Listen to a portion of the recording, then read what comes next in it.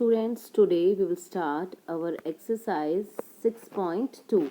So our first question is, in figure find the values of x and y and then show that AB is parallel to CD. So in the figure, angle AEP is given 50 degree, angle CFQ is given 130 degree, and we have to find the value of x and y, and we have to show that AB is parallel to CD. Now in figure we have CD and PQ intersect at F. So y is equals to 130 degree because y and angle CFQ both are vertically opposite angles. Again, PQ is a straight line and EA stands on it. So angle AEP plus angle AEQ is equals to 180 degree. Linear pair. So 50 degree plus x is equals to 180 degree. So on solving we'll get x is equals to 180 degree minus 50 degree, which is equals to 130 degree. And now we are giving this as equation 2. Now from equation first and second, x and y both are 130 degree, and see, both are alternate interior angles, and we know that if alternate interior angles are equal, then the lines are parallel. So AB is parallel to CD. Now question number 2. In figure, if AB is parallel to CD and CD is parallel to EF and Y ratio Z is equals to 3:7, find X. Now AB is parallel to CD. This is given the question, and CD is parallel to EF. This is also given the question. Therefore, AB is parallel to EF because two lines which are parallel to the same line are parallel to each other. Now, X is equals to ZY because these are alternate interior angles. Now, AB is parallel to CD. This is given. So, X plus Y is equals to 180 degree co-interior angles. Now Z plus Y is equals to 180 degree. Why? Because in equation first we have already proved that X is equals to Z. So in place of X we are writing Z. Now this we are giving as equation 2. And now in the question this is given, Y ratio Z is equals to 3:7. Now Z is equals to 7y upon 3. And on putting the value of y, we'll get 7 upon 3 multiply 180 minus z. We are putting the value of y from equation second. Now on solving we'll get 10z is equals to 7 into 180 degree. Now z is equals to 7 multiply 180 degree upon 10, which is equals to 126 degree. Now x is equals to 126 degree from equation first. So the value of x is 126 degree. Now question number 3. In figure, if AB is parallel to CD and EF is perpendicular to CD and angle GED is equal to 126, find angle AGE, angle GEF and angle FGE. These three angles we have to find. AB parallel to CD and GE is a transversal. So angle AGE is equals to angle GED. Why? Alternate interior angles. Now GED is given 126 degree in the question. So AG is equals to 126 degree. Now also angle GEF plus angle FED is equals to angle GED. Angle GEF plus 90 degree is equal to 126 degree because EF is given perpendicular to CD. Now angle GEF is equal to 126 degree minus 90 degree, which is equals to 36 degree. Now AB is parallel to CD and G is a transversal. So angle FGE plus angle GED is equal to 180 degree co-interior angles. So angle FGE is plus 126 degree is equal to 180 degree, and angle FGE is equal to 180 degree minus 126 degree, which is equals to 54 degree. Thus On solving, we'll get angle AG is equal to 126 degree, angle GEF is equals to 36 degree, and angle FGE is equals to 54 degree.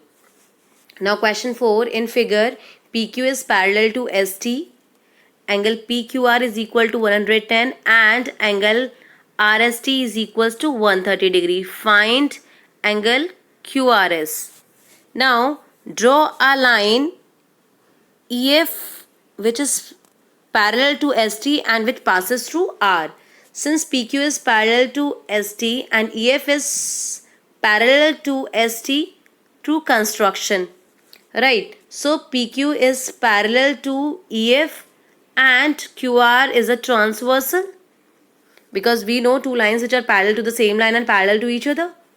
Now angle PQR is equals to angle QRF, alternate interior angles. Therefore angle QRF is equals to 110 degree, because in the question this is given angle PQR is equals to 110 degree. Now angle QRS plus angle SRF is equals to 110 degree, as angle QRF is equals to angle QRS plus angle SRF. Again ST is parallel to EF and RS is a transversal. So angle RST plus angle SRF is equals to 180 degree co-interior angles. Now putting angle RST is equals to 130 degree, which is given in the question. 130 degree plus angle SRF is equals to 180 degree. So angle SRF is equals to 180 degree minus 130 degree, which is equals to 50 degree. Now from equation first we have angle QRS plus angle SRF is equals to 110 degree, and on putting the value of SRF 50 degree we'll get angle QRS plus 50 degree is equals to 110 degree. Now angle QRS is equals to 110 degree minus 50 degree, which is equals to 60 degree. Thus angle QRS is equals to 60 degree. Now question 5th, in figure AB is parallel to CD and angle APQ is equals to 50 degree and angle PRD is equals to 127 degree. Find angle X and Y. Now we have AB is parallel to CD and PQ is transversal. Therefore angle APQ is equals to angle PQR, alternate interior angles. So X is equals to 50 degree, because angle APQ is equals to 50 degree. Again AB is parallel to CD and PR is a transversal. So angle APR is equals to angle PRD, alternate interior angles. So angle APR is equals to 127 degree. Why 127 degree? Because angle PRD is given 127 degree. Now angle APQ plus angle QPR is equals to 127 degree. So 50 plus Y is equals to 127 degree. Now angle APQ is equals to 50 degree given. That's why in place of angle APQ we have put it 50 degrees. So Y is equals to 127 degree minus 50 degree, which is equals to 77 degree. Thus X is equals to 50 degree and Y is equals to 77 degree. Right. Now in figure, PQ and RS are two mirrors placed parallel to each other. An incident ray AB strikes the mirror PQ at B. The reflected ray moves along the path BC and strikes the mirror RS at C, and again reflects back along CD. Prove that AB is parallel to CD. In the question given, AB is parallel to RS. AB is the incident ray that reflects as BC. Then BC is the incident ray and reflects as CD. Now we have to prove that AB is parallel to CD. Now what we will do, we'll draw BL perpendicular to PQ and CM perpendicular to RS.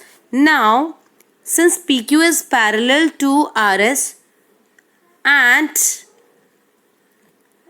BL and CM are perpendicular to PQ and RS respectively, therefore BL is parallel to CM. Now, if BL is parallel to CM and BC is transversal, so angle LBC is equals to angle MCB, alternate interior angles. And since angle of incidence is equals to angle of reflection, so angle ABL is equals to angle LBC and angle MCB is equals to angle MCD. Therefore, angle ABL is equals to angle MCD from equation first. Right? Now adding equation first and second, we get angle LBC plus angle ABL is equals to angle MCB and plus angle MCD, which is equals to angle ABC is equals to angle BCD. Now, angle ABC and angle BCD are alternate interior angles, and we know that if alternate interior angles are equal, then the lines are parallel. Therefore, AB is parallel to CD. Now, this is all about this exercise. Thank you.